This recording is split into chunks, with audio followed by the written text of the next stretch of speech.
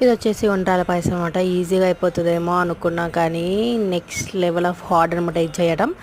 Ration బియ్యం తెచ్చుకొని అది తడారేయకుండా మంచిగా దాన్ని అట్లా చేసుకొని పక్కన పెట్టుకోవాలి. తర్వాత ఇసురుకోవాలి. ఇసిరిన పిండిలో కొంచెం షుగర్ వేసుకోవాలి. అంటే 2 పార్ట్స్గా డివైడ్ చేసుకొని ఒక దాంట్లోనేమో షుగర్ వేసుకొని ఒక బాగా బాల్స్ లాగా చేసుకోవాలి మనం.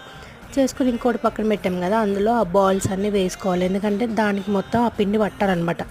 ఈలోపు మీరు ఏం చేస్తారంటే పక్కన హాట్ వాటర్ పెట్టుకోండి. హాట్ వాటర్ పెట్టేసుకొని అది బాయిల్ అవుతున్నప్పుడు ఈ ఉండ్రాలన్నీ అందులో వేసేసుకోవాలన్నమాట. నెక్స్ట్ ఇందాకలో మిగిలిన పిండి ఉంది కదా, అంటే మనం ఉండ్రాలు చేసిన పిండి ఉంది, అందులో కూడా మళ్ళీ షుగర్ వేసుకొని వాటర్ వేసేసేయాలి. వాటర్ వేసుకోవాలి, చాలా వాటర్ పోసుకోవాలి. పోసుకున్నాక అది కూడా అందులో వేసేసుకోవాలి. కొంచెం మరగాలన్నమాట. అది మరిగినాక మనం ఏం చేయాలంటే మిల్క్ యాడ్ చేసుకోవాలి. మిల్క్ యాడ్ చేసుకొని కాసేపు బాయిల్ అవుతూ ఉంటుంది అనమాట. బాయిల్ అయినాక కొంచెం దగ్గరకు వచ్చినాక మన ఉండ్రాల పాయసం రెడీ అయిపోతుంది.